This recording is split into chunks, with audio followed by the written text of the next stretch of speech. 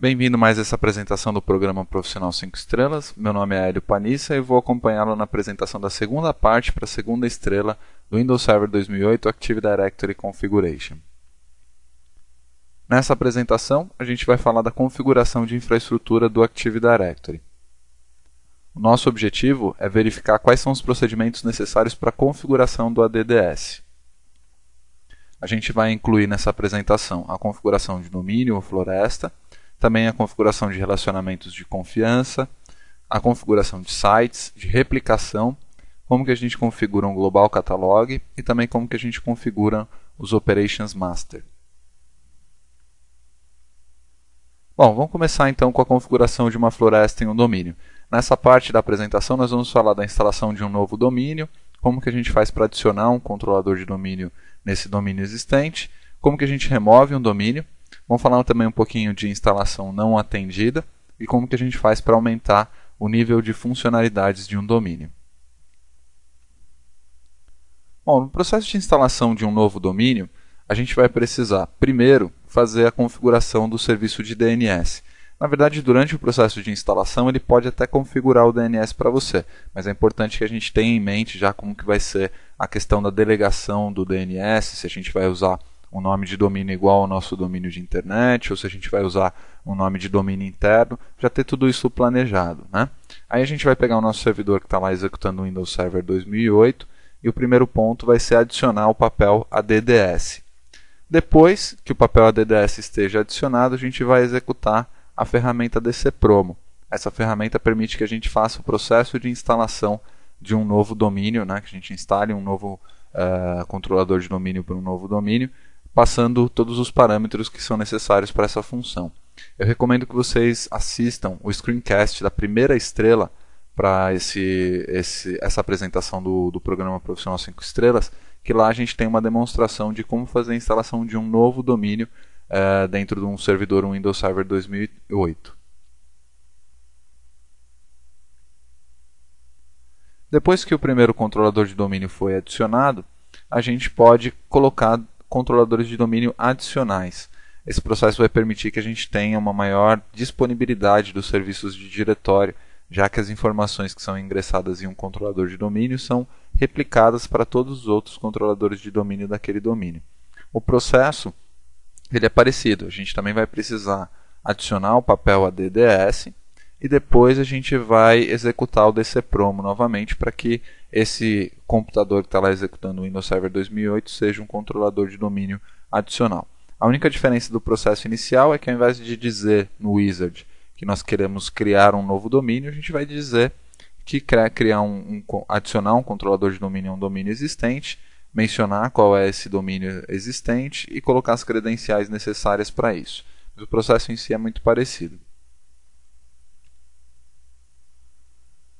Caso a gente tenha necessidade de remover um domínio, o processo que a gente vai fazer também é com a ferramenta DCPromo. Quando o domínio já está configurado em um computador com Windows Server 2008 e a gente executa a ferramenta DCPromo, ele vai detectar isso, né? Vai detectar que já está instalado o Active Directory nessa máquina e aí ele vai já começar o processo de remoção desse controlador de domínio. Durante esse processo, ele vai perguntar se esse é o último controlador de domínio para aquele domínio. Por que essa informação é importante para ele e para nós, né? Porque se a gente não marcar como o último controlador de domínio para o domínio que a gente está removendo durante o DCPromo, o que ele vai fazer? Ele vai manter esse computador como um servidor membro do domínio existente. Se a gente disser para ele que sim, esse é o último controlador de domínio para esse domínio, o que ele vai fazer? Ele vai simplesmente colocar essa máquina em um workgroup, né? Vai colocar lá em um grupo de trabalho para a gente poder seguir utilizando essa instalação do Windows Server 2008. Tá? É muito importante a gente planejar bem esse processo também de remoção do domínio, né? Para a gente não ter nenhum problema dentro do nosso ambiente, né, nesse processo de remoção. Por exemplo, se a gente tiver computadores que ainda estão ligados a esse domínio, a gente pode ter problemas de autenticação posteriormente no momento que a gente for trabalhar com esses computadores.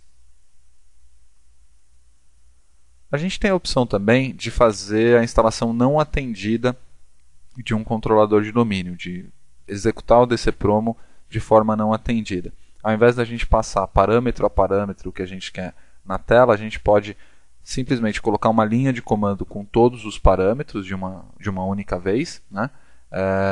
E se a gente quiser, a gente também pode apontar para um arquivo de respostas, onde a gente vai ter toda a informação de como esse controlador de domínio deve ser instalado. Existe ainda uma opção da gente trabalhar com os Read-Only Domain Controllers, né? Se a gente quer configurar um Read-Only Domain Controller, a gente também tem opções especiais para o Read-Only Domain Controller. E se a gente estiver trabalhando com o Windows Server 2008 que estiver funcionando como core, nesse caso, como a gente não tem a interface, então a gente precisa obrigatoriamente rodar o DCPromo utilizando os parâmetros, aí usando um arquivo de resposta para tornar esse cara um controlador de domínio, né? Se a gente rodar o DCPromo, ele não vai ter interface para mostrar para a gente. Então a gente roda DCPromo apontando para um arquivo de respostas, onde vão estar todas as nossas informações, todos os nossos vai estar o nosso script com todos os dados que ele necessita para se tornar um controlador de domínio para aquele domínio, tá? Aqui eu coloquei uma tela com algumas opções do DCPromo, mas eu recomendo que vocês deem uma procurada na TechNet Brasil, que lá a gente tem alguns artigos explicando todos os parâmetros que você pode utilizar, e aí tem até arquivos de exemplo que você pode utilizar para transformar um servidor em controlador de domínio a partir de uma instalação não atendida. Depois que o controlador de domínio está instalado, a gente tem a oportunidade de trabalhar no nível de funcionalidades desse controlador de domínio. Basicamente o que a gente vai fazer é determinar quais são as funções que a gente vai habilitar para aquele domínio de acordo com a versão do sistema operacional que a gente está rodando nos nossos domain controllers. Por exemplo, existem funcionalidades que estão disponíveis em um domínio do Windows Server 2008 que não estão disponíveis num domínio Windows Server 2000, por exemplo. Então, no momento de disponibilizar essas funcionalidades, ele vai sempre limitar pelo nível mais baixo, né? Se, por exemplo, eu tiver lá controladores de domínio Windows 2000 e controladores de domínio Windows 2008 na minha rede, eu só vou poder executar, mesmo em um controlador de domínio Windows 2008, as mesmas funcionalidades de um controlador de domínio Windows 2000. Então, se por acaso eu não tiver mais controladores de domínio com sistemas operacionais mais antigos dentro do meu ambiente, eu posso aumentar o nível de funcionalidades para habilitar todas as funcionalidades que estão disponíveis no sistema operacional mais novo. Nesse caso, nessa tela que a gente está vendo aqui, o nível de funcionalidade de domínio atual é o Windows 2000 nativo. Se eu não tiver mais servidores Windows 2000, eu posso aumentar isso para Windows Server 2003 ou para Windows Server 2008. No caso de um ambiente onde eu só vá ter servidores executando Windows 2008, eu posso já subir isso para Windows Server 2008 para a gente poder otimizar as funcionalidades que a gente vai utilizar. A gente só precisa ter muito cuidado quando a gente vai aumentar o nível de funcionalidades, porque essa é uma operação sem volta. Caso a gente aumente o nível de funcionalidade, por exemplo, para o Windows Server 2008, a gente não vai conseguir voltar isso para uma versão anterior. Isso implica em que eu não vou ter a possibilidade mais de acrescentar controladores de domínio que tenham o sistema operacional de uma versão anterior. Por exemplo, se eu estou lá com um nível de funcionalidade como o Windows Server 2008, eu não consigo mais ter nesse ambiente controladores de domínio que sejam Windows Server 2003. Então é importante a gente planejar direitinho esse passo, né, para a gente poder aumentar o nível de funcionalidade desse domínio quando seja necessário. Vamos falar um pouco sobre relacionamentos de confiança, né? Os relacionamentos de confiança, eles permitem que usuários de um domínio consigam acessar recursos que estão em um outro domínio dentro do nosso ambiente. Esse outro domínio pode estar inclusive em uma floresta separada, né? Aqui a gente tem um quadro bem geral, só para a gente ter uma ideia de como podem ser os relacionamentos de confiança, mas a ideia é essa, é você ter, por exemplo, uma pasta compartilhada que está em um servidor, que está em um domínio, podendo ser acessada por usuários que estão em um outro domínio, de uma outra floresta ou da mesma floresta. A gente tem diversos tipos de relacionamento de confiança, a gente vai detalhar alguns desses relacionamentos ainda nessa apresentação, mas uma coisa importante que você identifique quando você vê um gráfico como esse aqui com os relacionamentos de confiança. quando você estiver examinando alguma documentação. As flechas que a gente tem, normalmente conectando aí os domínios, elas indicam qual é a direção desse relacionamento de confiança. No nosso caso aqui, a gente só tem relacionamentos de confiança bidirecionais, né? Então, tanto um domínio confia no outro, quanto o primeiro domínio confia no outro, né? A gente tem aí uma relação mútua de confiança. Mas caso a gente tivesse essa flecha apontando só para um dos lados, a gente estaria indicando que o domínio que tem a flecha confia no outro domínio. Tá? Então isso é importante para você identificar em gráficos, até mesmo no exame de certificação você pode ver algum gráfico que tenha esse tipo de informação, então aí você já pode ficar esperto em relação a isso. Vamos falar primeiro da transitividade do relacionamento de confiança. Qual que é essa questão da transitividade? Nesse exemplo aqui nós temos três domínios, né? O domínio I, A, que é o domínio pai do domínio B e do domínio C, e aí tem um relacionamento de confiança entre esses domínios, né? Nesse caso aqui, o domínio B confia no domínio A e o domínio A confia no domínio C. Como existe a transitividade do relacionamento de confiança, como esses relacionamentos de confiança estão configurados como transitivos, o que isso vai significar? Vai significar que o domínio C também vai confiar no domínio B e o domínio B também vai confiar no domínio C, apesar de não existir nenhum relacionamento de confiança explícito entre eles. Tá? Só pelo fato do domínio A confiar no domínio B e também confiar no domínio C, o domínio C vai passar a confiar no domínio B. Tá? Isso é bastante importante para a gente não ter um trabalho exagerado na hora de ficar setando as nossas configurações. Né? Quando a gente faz a implementação de uma nova floresta e começa a criar os domínios filho, ele automaticamente vai criar esses relacionamentos de confiança pai e filho, e ele já vai automaticamente configurar a transitividade desses relacionamentos de confiança. Então, quando você estiver criando a sua árvore de domínio, automaticamente você já vai ter essa propriedade de transitividade sendo implementada.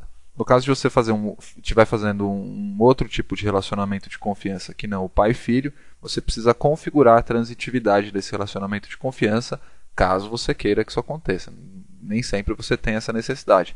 Às vezes você realmente não quer que outros domínios da árvore para a qual você está fazendo aquele relacionamento de confiança também confiem no seu domínio, ou vice-versa. Tá? Então é uma definição que você vai ter que fazer no momento da criação desse relacionamento de confiança, exceto no caso dos relacionamentos de confiança pai e filho, que já são transitivos por natureza. Nós temos um outro tipo de relacionamento de confiança que é o external. Esse tipo de relacionamento de confiança vai permitir que a gente faça um relacionamento de confiança entre um domínio do Active Directory e um outro tipo de Helm, né? Um outro tipo de serviço de diretório. No caso aqui eu coloquei como exemplo um domínio do Windows NT. O Windows NT ele não tem o Active Directory instalado, ele tem lá o seu serviço de diretório, que não é o Active Directory. Então a gente consegue criar também um relacionamento de confiança com esses outros Helms para permitir, por exemplo, que um usuário lá do Windows NT possa acessar uma pasta compartilhada que está em um servidor que está em um domínio do Active Directory. Outro tipo de relacionamento de confiança que a gente tem é o relacionamento de confiança de shortcut, ou de atalho. Né? Nesse caso, o que vai acontecer? Quando a gente tem uma árvore muito grande, pode ser que a gente tenha que passar por muitos domínios para poder chegar até o domínio que a gente tem a necessidade. Né? No caso aqui, por exemplo, a gente tem lá o domínio B, ele tem um relacionamento de confiança com o domínio A, que tem um relacionamento de confiança com o domínio D, que tem um relacionamento de confiança com o domínio F. Se eu preciso que, por exemplo, muitos usuários lá do domínio B precisem acessar muitos recursos lá do domínio F, o que eu posso fazer? Ao invés de passar por todo esse processo, eu posso otimizar o acesso a esse recurso criando um relacionamento de confiança de atalho. Né? Ele vai ter uma ligação direta entre esses domínios para que eles possam acessar mais rapidamente aos recursos que estão lá no domínio de destino. Para configurar os relacionamentos de confiança, a gente vai utilizar uma ferramenta que é o Active Directory Domains and Trusts, né? E aí a gente vai criar o trust que a gente quer. No caso a gente vai usar um wizard, que é esse que está aparecendo aí na tela para você, e você vai definir qual é o domínio de destino, né? Qual é a direção desse domínio, se vai ter transitividade ou não entre esse domínio, e as credenciais que você vai usar no momento que você estiver fazendo esse relacionamento de confiança. O Wizard ele é autoexplicativo, né? Ele vai te guiando aí para você fazer essa criação desse domínio sem nenhum problema. Tá? Aí no Wizard, se você olhar, ele permite que você crie um relacionamento de confiança nessa floresta ou outra floresta, um domínio do Windows NT ou qualquer outro Helm que seja Kerberos versão 5 para poder receber esse relacionamento de confiança. Vamos falar também da configuração de sites, né? Como a gente já comentou nas outras apresentações, o site ele define como que vai ficar fisicamente a nossa estrutura de domínio, a nossa estrutura do Active Directory. Com isso a gente consegue, por exemplo, controlar o processo de replicação. O primeiro passo na configuração de sites do Active Directory é a configuração de subnets. O que eu vou fazer? Eu vou definir quais são os subnets, subnets IP mesmo, subnets que definem a minha rede lá no Active Directory, né? Ou a minha rede física, melhor dizendo. Vou definir quais são as subnets que eu tenho dentro do meu ambiente e vou associar essas subnets a um site. Então, vamos supor que eu tenha lá um prédio com 5 andares que são ocupados pela minha empresa. Cada andar usa uma subnet diferente. Então, eu posso criar lá um novo site, que é o site da minha dessa unidade que eu tenho, criar as 5 subnets e associar essas 5 subnets ao site que eu tenho dentro da minha implementação. Tá? Então aqui eu estou mostrando para você a tela onde você faz a criação da subnet, né? Pode ser uma subnet IPv4 ou IPv6, e aí você seleciona qual é o site que está relacionado com essa subnet. Você pode configurar também os links entre os sites, né? Os links entre os sites eles vão permitir que você faça a configuração, por exemplo, de agendamento do processo de replicação, de quanto em quanto tempo você quer que ele replique. Então, se você tem lá um site que está conectado ao seu site por um link lento ou um link que está sendo altamente utilizado, você consegue por aqui determinar de quanto em quanto tempo você quer que ele replique, ou quais são os horários que você quer que ele replique, os horários que melhor acomodam a replicação dentro do seu ambiente. Tá? Aqui nesse site link, eu na verdade peguei a tela aí do site link padrão, eu só tenho um site configurado, mas o que você vai fazer nessa tela é colocar quais são os sites que estão relacionados por esse site link e determinar aí o custo e de quanto em quanto tempo você deve replicar essas informações.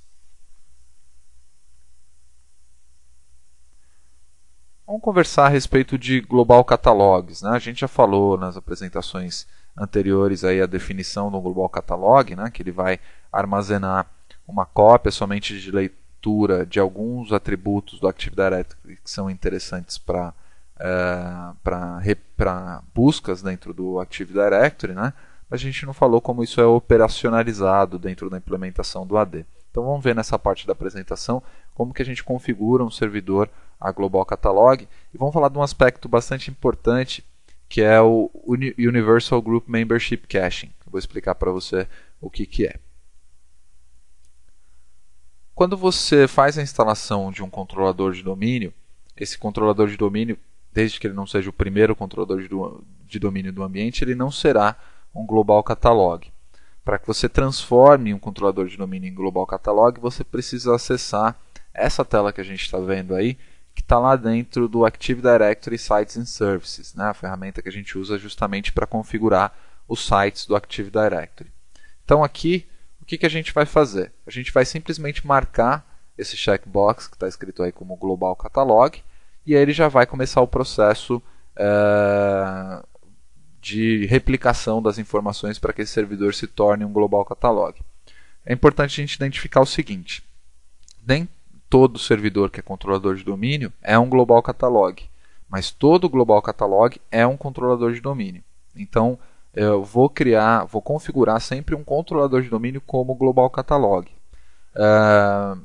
Existem diversos documentos que podem ajudar você a identificar aonde você deve colocar os Global Catalogs. Mas uma definição geral que a gente tem é que você sempre tenha um Global Catalog, pelo menos um Global Catalog por site dentro da sua implementação. Tá? Isso vai otimizar uma série de processos dentro do Active Directory, né? Vai fazer com que o seu ambiente consiga ser mais expedito nos processos de buscas dentro do Global Catalog, tudo que seja necessário buscar dentro do Global Catalog.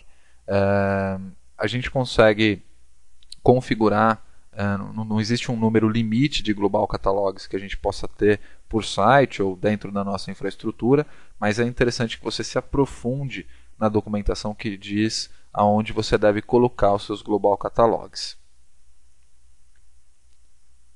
Um exemplo de informação que está nesses guias aí de onde colocar os seus Global Catalogs é o Universal Group Membership Caching. O que é isso? O Global Catalog ele tem a possibilidade de fazer o cache da participação dos usuários em grupos globais, em grupos universais, melhor dizendo.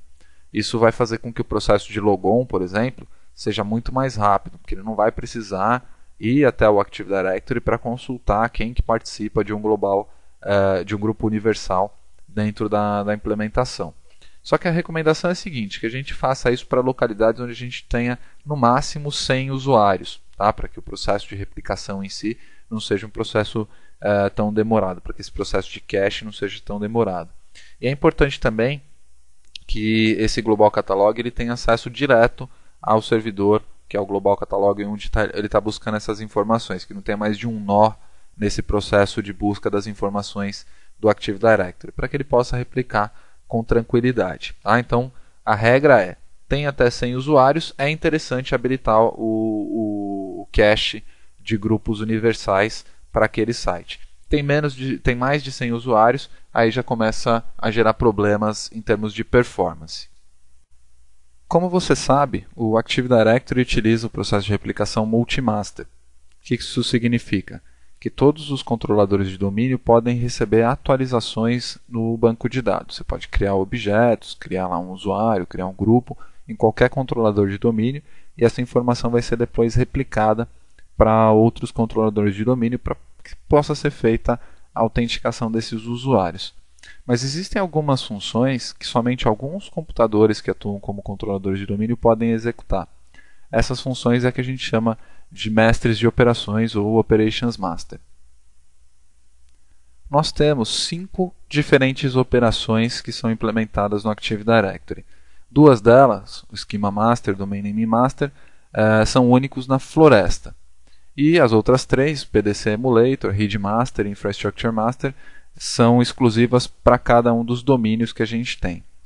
O Schema Master é o computador responsável por fazer as atualizações no esquema do Active Directory. Como você sabe, a gente tem um único esquema no Active Directory e o esquema ele é responsável por indicar quais são as informações sobre os objetos que podem ser criadas e alteradas lá no Active Directory. Então, o Schema Master é o computador que é responsável por essa função. Outra função que é para a floresta toda é a função do Domain Naming Master. Essa função do Domain Naming Master ela é responsável por exemplo, verificar no momento da criação de um novo domínio se esse nome de domínio já não existe. A gente não pode ter nomes de domínios repetidos dentro da nossa estrutura.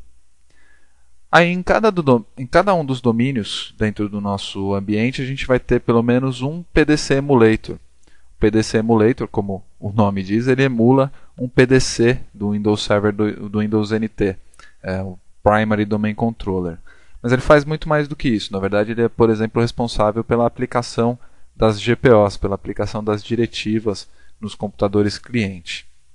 A gente tem também o Read Master, que é responsável pela distribuição dos reads no domínio. Né? O read é o identificador relativo de cada domínio. Né? Ele é um número que vai identificar aquele domínio na configuração do usuário. Né?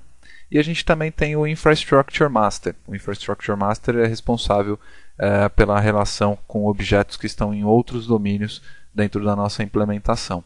Durante o screencast que a gente tem para essa apresentação da segunda estrela, a gente vai ver como fazer para identificar quem é o responsável por esse papel ou por esses papéis dentro da nossa floresta ou dentro do nosso domínio e também vai ver o processo de transferência. Falando em transferência, vamos comentar um pouco a respeito da transferência de papéis. A gente pode ter a necessidade dentro do nosso ambiente de, por exemplo, realocar um papel. Vamos supor que eu tenho lá um computador que está atuando como controlador de domínio e é o Schema Master dentro do nosso ambiente. E aí, por alguma razão, eu tenho que ir lá e remover, não posso mais deixar ele executando a função de controlador de domínio. Então, nesse caso, eu posso simplesmente fazer a transferência desse domínio para um outro, desse papel, para um outro controlador de domínio, né, pela própria interface das ferramentas de administração do Windows Server 2008, a gente tem condições de ir lá e transferir esse papel. Agora, vamos supor que eu tenha que fazer essa transferência porque o controlador de domínio que tinha aquele papel teve algum tipo de problema e não está mais funcionando. Por exemplo, vamos supor que eu tive um crash de disco no controlador de domínio que tinha os papéis e agora ele não está mais funcionando. Dependendo do papel que a gente tem, o nosso ambiente pode até sobreviver durante algum tempo sem aquele papel específico, mas em algum momento a gente vai precisar ter algum controlador de domínio fazendo aquele papel. Nesse caso aí, onde a gente não tem mais o controlador de domínio que tinha o papel funcionando, a gente precisa fazer um processo que a gente chama de SYSE. O que o SYSE faz? Ele vai forçar a transferência do papel para um outro controlador de domínio, mesmo que o controlador de domínio que era detentor daquele papel já não esteja mais disponível. A gente faz o SYSE através do NTDS útil, que eu também vou demonstrar para vocês no screencast. Então não perca o screencast para a gente ver o procedimento para fazer esse processo. Bom, com isso a gente finaliza essa segunda parte da segunda estrela. O que a gente viu? A gente falou a respeito da adição e remoção de um domínio, né? Como que a gente faz para adicionar um novo domain controller numa nova floresta, em um novo domínio, como a gente faz para colocar um domain controller adicional, como que a gente faz para remover também esse controlador de domínio adicional. A gente falou também do processo de instalação não atendida, né? Quais são as opções que a gente tem. Mostrei lá alguns parâmetros do DC Promo que permitem que a gente faça essa instalação não atendida, né? Sem que você tenha necessidade de interagir com o sistema no momento da instalação. Falo a respeito dos níveis de funcionalidade de domínio, né? Viu que a gente tem a oportunidade de aumentar o nível de funcionalidade do domínio para poder usar as funcionalidades de uma versão do sistema operacional mais novo. E se por acaso a gente tiver um controlador de domínio mais antigo, a gente limita as funcionalidades de domínio para a versão daquele controlador de domínio, né? Falamos dos relacionamentos de confiança, né? Vimos aí os tipos de relacionamento de confiança que a gente tem, falamos sobre transitividade também, né? De relacionamento de confiança. Falamos um pouco da configuração de sites, vimos como é o processo de configuração de subnets para poder configurar um site. Falamos também como que a gente faz para transformar um servidor em Global Catalog e também falamos a respeito dos mestres de operação, dos Operations Master, como que a gente faz inclusive para transferir ou fazer o SYSE. Espero que você tenha gostado dessa apresentação e se você quiser obter mais informações a respeito dos procedimentos que a gente comentou aqui, eu te convido para acessar o screencast que está relacionado a essa apresentação lá na página do Profissional 5 Estrelas, onde a gente vai demonstrar todos esses procedimentos, onde a gente vai visualizar dentro da interface do sistema operacional como que são feitos os processos que a gente discutiu aqui. Para obter mais informações sobre o programa Profissional 5 Estrelas ou outros programas do TechNet Brasil, eu aconselho que você acesse o endereço que aparece aí na tela, microsoft.com/brasil/technet, e lá você vai ter uma série de recursos e vai poder se relacionar com outros profissionais de TI ou se relacionar com funcionários da Microsoft. Boa sorte na sua prova da segunda estrela.